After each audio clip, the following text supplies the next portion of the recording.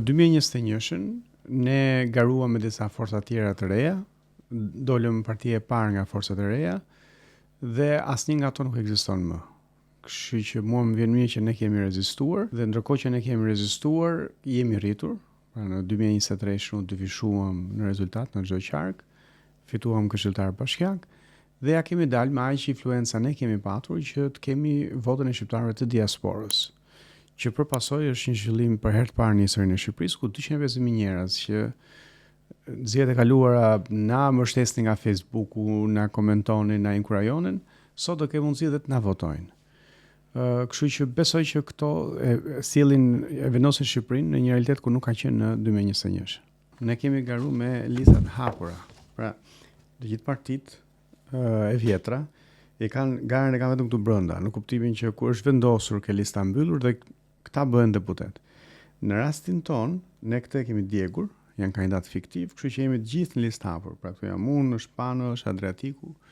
Kështu që ndërkohë që ne jemi gjithë bashkë si koalicion dhe si parti, jemi dhe në një garë direkte brenda koalicionit apo në fakt edhe do mund të jetë brenda partisë, sepse secili ka votat personale. Që do thotë ai që është më popullor, më i votuar, i renditet i pari në listën për të marrë mandate dhe nëse merren 5 mandate do merren 5 më të votuarit. Nëse merret 1 mandat do shkojë më i votuari.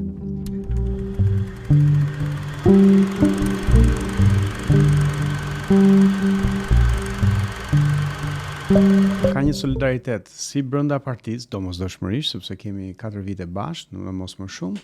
Edhe brenda koalicionit ka një harmoni ku ne punojmë në grup sepse kuptojmë që misioni është i përbashkët. Dhe për hir të vërtetës ne jemi ndoshta të vetmit që këtë solidaritet e kemi edhe me partitë e tjera të reja. Pra unë i them njerëzve që nëse nuk ju pëlqen kandidatët e nismës Shqipëria bëhet, mund të votoni për të rinjtë e tjerë, por vetëm mos votoni për klasën e vjetër politike. Që unë këtë e them për ata që janë jashtë listës tonë, jo më për ata që po garojmë krah për krah.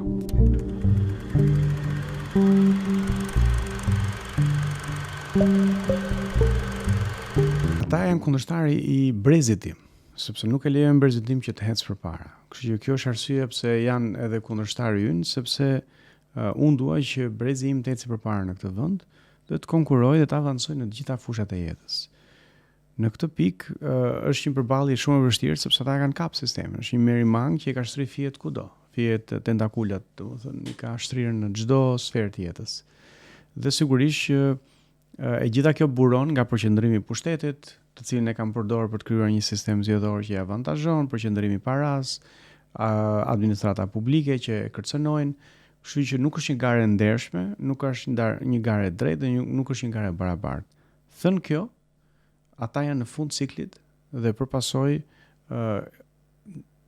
na vendosin në një pozicion shumë më të favorshëm, sepse unë nuk do doja të isha në pozicionin e tyre. Në fund të një cikli ku asnjë gjë që ata thonë nuk ka më rëndësi.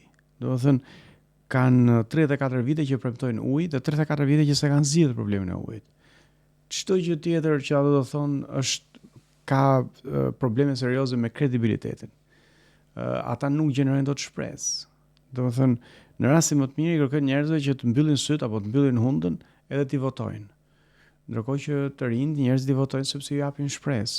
Kështu siç është e pabarabartë në mjete, është edhe pabarabartë në qëllim dhe në perspektivë. Kështu që ata kanë avantazhe në përqendrimin e mjeteve të propagandës dhe të instrumenteve të pushtetit. Ne kemi avantazhin e faktit që jemi të rinj, që mund të realisht të ngjallim njerëz me shpresë.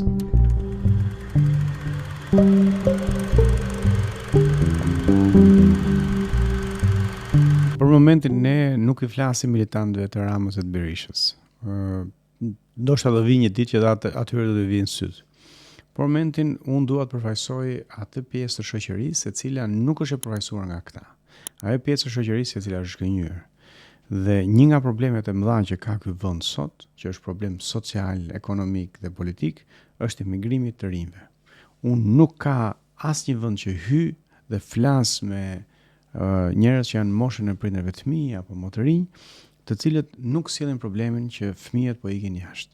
Dhe fëmijët nuk po ikin jashtë sepse këtu është thatësirë apo se këtu është fundi i botës, ikin jashtë sepse këtu disa njerëz nuk kanë të ngopur. e kanë kap ekonominë, e kanë kap politikën, e kanë kap institucionet publike dhe nuk e lënë që përparojë shoqëria, nuk e lënë që të përparojë brezi i ri. Ky është misioni ynë.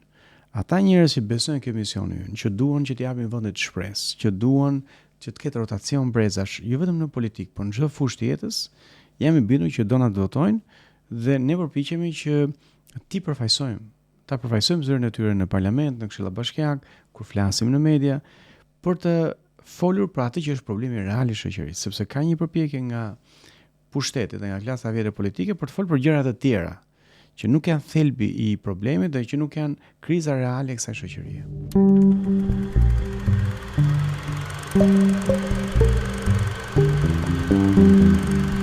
Në qoftë se ju doni që në 12 maj, kur zgjoheni mëngjes, të keni perspektivën e një Shqipërie tjetër, që gjërat po ndryshojnë, që të rinj që kanë ikur jashtë mund të kthehen në Shqipëri, që të rinj që janë këtu mund ta shohin mundësinë që të progresojnë në fushat ku kanë investuar në jetë, ju duhet votoni për ndryshimin.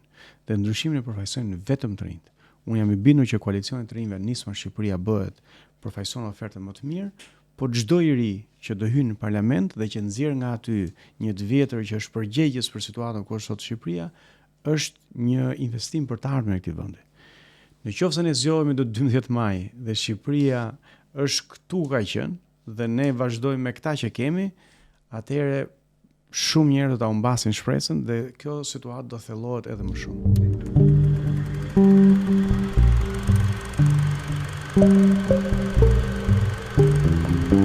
Merrni hak për ata që e kanë sjellë Shqipërinë këtu, merrni hak për ata që kanë ndarë familjet shqiptare, që kanë detyruar të rinë që të lënë prindrit vetëm, merrni hak për ata që nuk i lejnë prindrit që të kthehen, që kanë ikur, kanë emigruar, që të kthehen në Shqipëri, merrni hak për ata të cilët i kanë abuzuar me pasurinë kombëtare të shqiptarëve. Në 11 maj është shumë e rëndësishme për të marrë hak, për të krijuar një model dhe një shembull që askush mos guxojë të tallet po me këtë komb.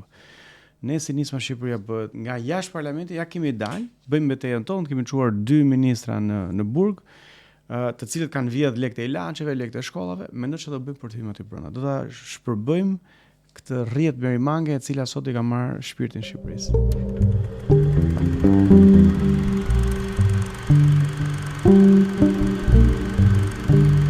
Në 34 vite, këtu ne na ka mbetur në dorë deri maç. Një herë ka qenë me kokë lartë Rama, siç është sot, një herë ka qenë Berisha, siç ka qenë edhe tenton të vi prap, pastaj kthehet prap Rama dhe në të gjitha rastet ne na mbetet në dorë deri maç. Është shumë e rëndësishme në 11 maj të kemi ndryshimin e vërtet. Gjithë Ballkani, gjithë Evropa, pjesa më e madhe e botës në këto 34 vite ka ndryshuar klasën politike. Ka ardhur koha që edhe ne të shpotojmë nga deri maç dhe të ecim përpara si shoqëri.